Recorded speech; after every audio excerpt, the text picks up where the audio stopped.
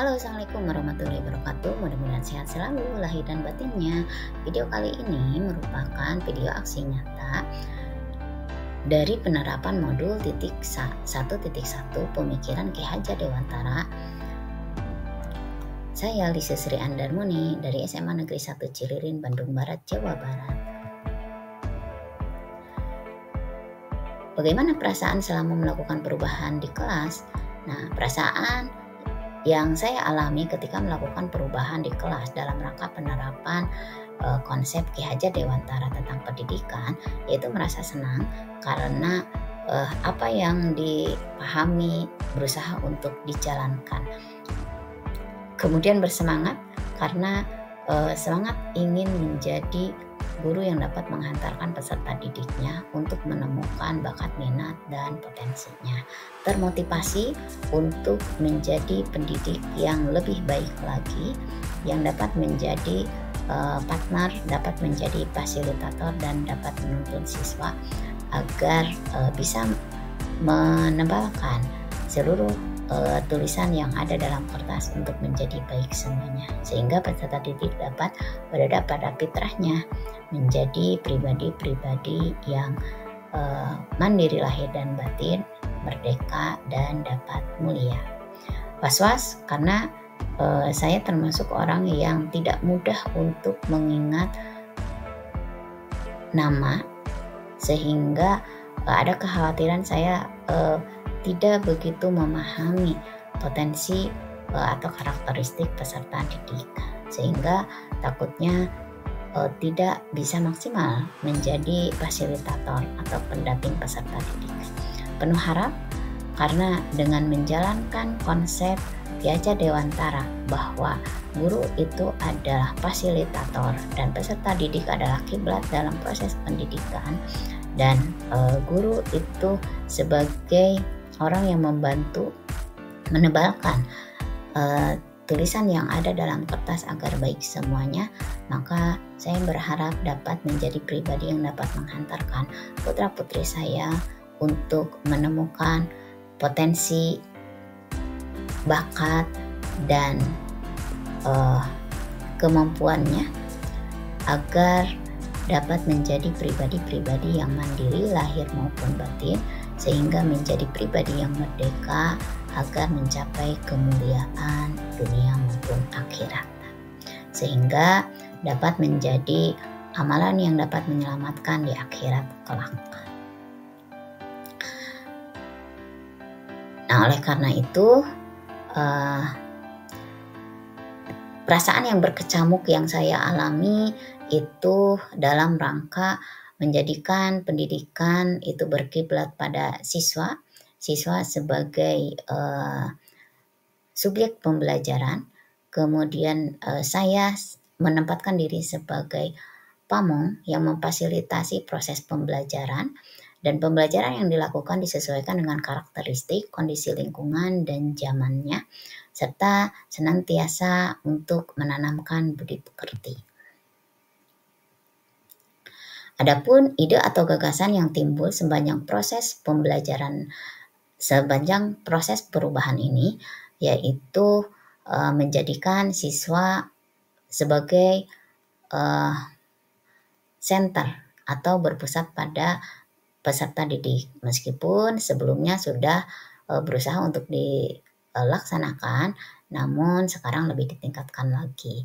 Kemudian pembelajaran disesuaikan dengan karakteristik peserta didik, kondisi lingkungan, dan zamannya, serta senantiasa memupuk 5C, yaitu berpikir kritis, kreatif, membangun komunikasi, kolaborasi, dan meningkatkan kepercayaan diri peserta didik, serta menempatkan diri sebagai among atau fasilitator yang memfasilitasi proses pembelajaran peserta didik, dan senantiasa menanamkan budi pekerti agar peserta didik selain menjadi pribadi yang kompeten juga memiliki budi pekerti, sehingga dapat menjadi sehingga dapat mencapai profil pelajar Pancasila dan menjadikan pembelajaran sebagai pembelajaran yang bermakna.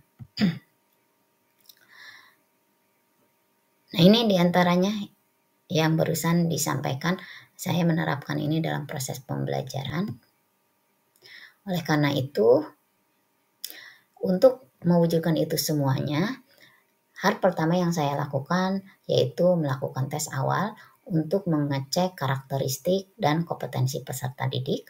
Kemudian dari tes awal ini saya membuat rencana pembelajaran dan menyiapkan media atau perangkat pembelajaran yang dibutuhkan. Kemudian menentukan model yang digunakan, yaitu model PJBL, yaitu Project Based Learning, karena model ini merupakan model yang menjadikan siswa sebagai subjek pembelajaran dan guru sebagai fasilitator, serta membangun siswa untuk berpikir kritis, kemudian pembelajaran holistik, dan membantu siswa juga untuk berkomunikasi, berkolaborasi, dan mandiri. Sehingga pembelajaran ini dapat meningkatkan kompetensi siswa, karena siswa diarahkan untuk menggabungkan pemahaman yang satu dengan pemahaman yang lainnya, sehingga bersifat holistik dan meningkatkan keterampilan 5C, yaitu kreatif, kemudian komunikatif, komunikasi, kolaborasi, dan berpikir kritis, serta membangun kepercayaan diri peserta didik. Nah, ini diantaranya yang barusan dilakukan tes awal melalui media tertentu, kemudian dibuat rencana pembelajaran yaitu berupa modul, dan menentukan media yang akan digunakan, termasuk perangkat pembelajaran yang digunakan. Pada proses pelaksanaannya digunakan model pembelajaran PJBL, kemudian sehingga peserta didik mencapai kompetensi tertentu dan kemampuan 5C-nya itu terasah atau meningkat.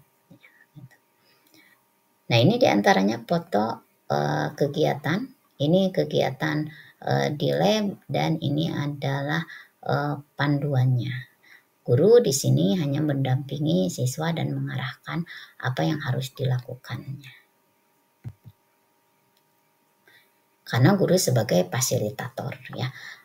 Oleh karena itu, kegiatan pembelajaran ini terdiri dari 6 step, yaitu yang pertama guru memberikan pertanyaan yang mendasar, kemudian mendesain perencanaan proyek, kemudian siswa menyusun jadwal untuk penyelesaian proyek, guru memonitor kemajuan proyek, kemudian menguji hasil proyek dan mengevaluasi pengalaman yang diperoleh oleh siswa. Nah, sehingga siswa dari hasil kegiatan ini maka diperoleh ini adalah proyek yang sudah dibuat oleh siswa. Mereka menyimpannya dalam Google Drive dan memasukkannya ke dalam Padlet, ya, sehingga siswa satu sama yang lainnya bisa saling melihat hasil karyanya, dan siswa juga di sini memberikan refleksi dari proses kegiatan pembelajaran yang dilakukan. Adapun testimoni dari rekan guru, diantaranya menyatakan bahwa pembelajaran TIK membantu siswa memecahkan masalah dan stimulus peserta didik untuk berkreativitas yang tinggi atau berpikir kreatif dan berbagi ilmu satu dengan yang lainnya. Dan testimoni dari murid diantaranya siswa mengacungkan jempol di sini, berarti artinya siswa menganggap pembelajaran sebagai pembelajaran yang hebat, yang keren, yang mampu membantu peserta didik itu untuk menguasai kompetensi tertentu. Dan mereka juga termotivasi serta menjadi penasaran, ingin masuk ke pembelajaran berikutnya. Adapun testimoni dari peserta didik diantaranya menyatakan sangat menyenangkan dan seru ya. Saya jadi tahu cara membuat Tobi berjalan dan menyapa. Saya menjadi lebih tahu cara membuat game menarik dengan menggunakan aplikasi PictoBlock. Saya ingin membuat game yang lebih seru lagi dengan menggunakan PictoBlock. Kemudian siswa yang lain menyatakan menjadi tahu cara membuat game yang asalnya tidak tahu. Dan dengan PictoBlock bertambah pengetahuannya bagaimana cara membuat games. Kemudian siswa yang lain menyatakan sangat senang dan saya jadi tahu tentang membuat game dengan cara yang sangat mudah. Kemudian siswa yang lain menyatakan bahwa belajar hari ini sangat menyenangkan, seru banget karena bisa membuat Tobi berjalan dan menyapa. Siswa yang lainnya menyatakan Tobinya jadi berjalan, bisa buat karakter berjalan dan mempelajari lebih dalam, well katanya. Kemudian menyenangkan, dengan membuat game di PictoBlock pengalaman saya jadi bertambah dan tahu cara membuat games ya. Dan testimoni yang lain menyatakan bahwa pembelajaran TIK dapat menjadi bekal di era digitalisasi saat ini. Demikian aksi nyata yang saya lakukan dalam proses pembelajaran TIK, yaitu membuat game menggunakan PictoBlock, memfasilitasi peserta didik yang asalnya tidak tahu membuat game menjadi membuat game. Dan dari pembelajaran ini siswa juga belajar berkolaborasi satu dengan yang lainnya serta berbagi ilmu, serta memacu peserta didik untuk berpikir kritis, berpikir kreatif, berkomunikasi, berkolaborasi, dan percaya diri. Mudah-mudahan dengan pembelajaran ini dapat menebalkan budi pekerti peserta didik untuk lebih meningkatkan kepercayaannya kepada Tuhannya, sifat gotong royongnya, kemudian tenggang rasanya, mandiri, bernalar kritis, dan kreatif, sehingga menjadi pribadi yang dapat mandiri lahir dan batin dan mulia dunia akhirat. Mendidik adalah ibadah bagi kita, bagi saya, dan semoga hal ini menjadi penyelamat di akhirat kelak. Amin ya rabbal alamin. Sekian, terima kasih. Assalamualaikum warahmatullahi wabarakatuh.